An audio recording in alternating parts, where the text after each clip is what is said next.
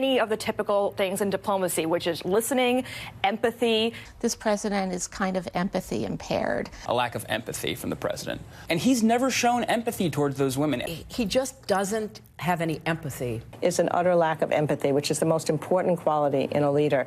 Empathy is the most important characteristic in a leader, and it's what's missing in the current president. That this man has no humility, that he has no empathy. This is not a man who's experienced any kind of empathy. He doesn't have any empathy.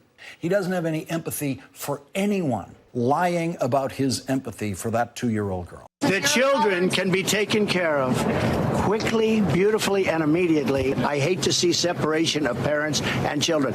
I hate the children. Because I've never seen a president so lacking in empathy, the stunning lack of empathy. This is a person who is fundamentally amoral and immoral. He is a man without human empathy or without human sympathy.